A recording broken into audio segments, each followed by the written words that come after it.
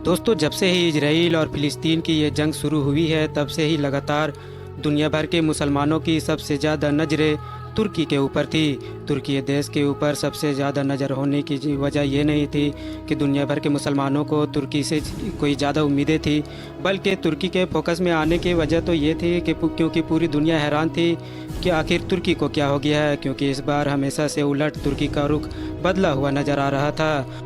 तुर्की जो हमेशा पूरी मुस्लिम दुनिया में इजराइल के ख़िलाफ़ सबसे सख्त रुख अपनाया करता था, वो इस बार काफ़ी सॉफ्ट नज़र आ रहा था। शुरू से ही उसके इस जंग से रिलेटेड जितने भी बयान आ रहे थे, वो पूरे तरीके से बैलेंस बनाकर चलने वाले थे। यानी साफ तौर पर ये नज़र आ रहा था कि तुर्की इजराइल को नाराज़ नहीं करना चाहता है।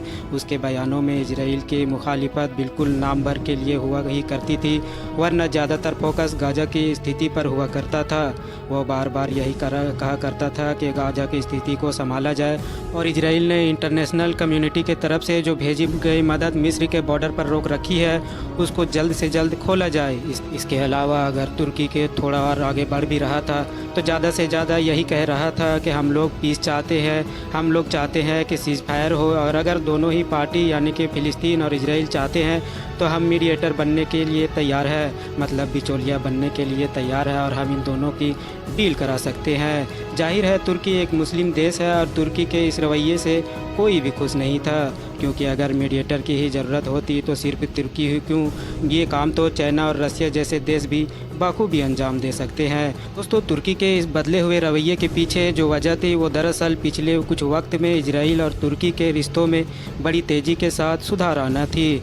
ये देखा गया है कि इन दोनों ने न सिर्फ अंदरूनी तौर पर अपने रिश्ते सुधारे थे, बल्कि इन दोनों के बीच तो एक के बाद एक लगातार कई बड़ी डील्स भी हो चुकी थी। इवन दोनों देशों के नेताओं ने यानी कि अर्दोगान और नेतन्याहू ने इजराइल और तुर्की से बाहर जाकर मुलाकात भी की थी, जिस मुलाकात के फ़ोटोज़ और वीडियोज़ सोशल मीडिया पर बड़ी तेज़ी के साथ वायरल हुए थे। इवन बात तो यहाँ तक आगे बढ़ चुकी थी कि ऑलरेडी अर्दोगान का दौरा भी इजराइल के लिए तय हो चुका था, और आने वाले दिनों में बहुत जल्द ही अर्दोगान भी पूरी शान शौकत के साथ इजराइल में पहुंचने वाले थे।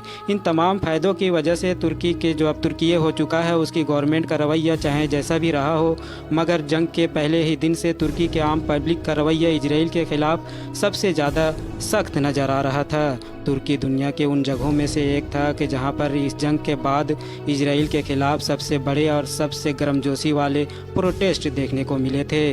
हालात तो इतने ज़्यादा आगे बढ़ गए थे कि इजराइल को टर्की से अपने सारे डिप्लोमेट्स को सिक्योरिटी के पर्पज़ से फ़ौरन वापस बुलाना पड़ा था।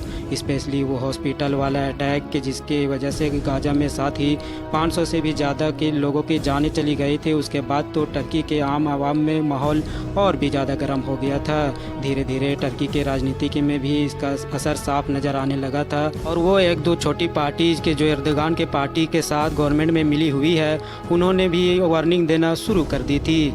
उनके लीडर्स के बयान वायरल होने लगे थे और वो खुलकर इजराइल के ख़िलाफ़ एक्शन लेने की मांगे कर रहे थे। अंदर के अलावा देश के बाहर भी प्रेशर लगातार बढ़ता जा रहा था, क्योंकि मुस्लिम कम्युनिटी लगातार टर्की से इस बदले हुए रुख के लिए जवाब मांग रही थी।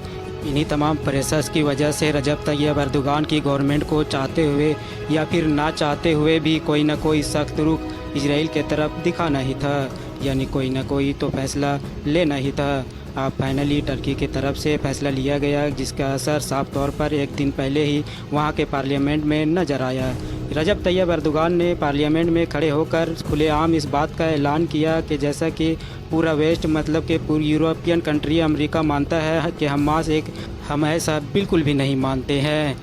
हमास एक आतंकवादी ग्रुप नहीं है, बल्कि वो तो एक लिबरेशन ग्रुप है, मतलब कि एक ऐसा समूह है कि जो अपनी आज़ादी के लिए जंग कर रहा है और अपनी ज़मीन के लिए लड़ रहा है। यकीनी तौर पर ये तुर्की की तरफ से बहुत बड़ा बयान है। वो इसलिए क्योंकि इस वक्त इजराइल ये जो हमास के ख़िलाफ़ जंग लड़ रहा है, या फिर अमेरिका जैसे जितने भी यूरोपियन देश खुलकर इजराइल को इस जंग में सपोर्ट कर रहे हैं, वो सारे ही लोग पूरी दुनिया को यही बता रहे हैं कि हमास एक आतंकवादी ग्रुप है, जिसके ख़िलाफ़ हम किसी भी तरह का कोई भी एक्शन ले सकते हैं। है। यानी समझ लीजिए कि गाजा में जो कुछ भी हो रहा है पूरे के पूरे घर एक बार में उड़ा दिए जा रहे हैं। बच्चे, औरतों और बूढ़ों की जिस तरह से मौतें हो रही है उन सब को इजराइल और दूसरे उसके मददगार देशों की तरफ से सिर्फ इसीलिए जस्टिफाई किया जा रहा है क्योंकि हमास एक बहुत ही ख़तरनाक आतंकवादी ग्रुप है। इसीलिए उसको हर हाल में ख़त्म करना ही है, अब चाहे आम लोगों का कितना भी नुकसान हो जाए। टर्की ने खुलकर हमास का सपोर्ट करते ही अब एक लाइन खींच दी है कि जिस लाइन की वजह से पूरी दुनिया डिवाइड नज़र आएगी।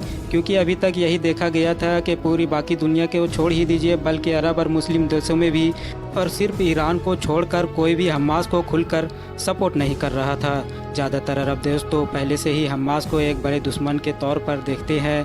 कतर जैसे ही गिने चुने एक दो देश के जिनके ऐतिहासिक तौर पर हमास से हमेशा से अच्छे रिश्ते रहे हैं, वो भी खामोश तो है मगर खुलकर हमास की सपोर्ट में नज़र नहीं आ रहे हैं। मगर टर्की अब ईरान के बाद दूसरा एक ऐसा देश बना है कि जिसने इतना ज़्यादा खुलकर हमास को सपोर्ट कर दिया है।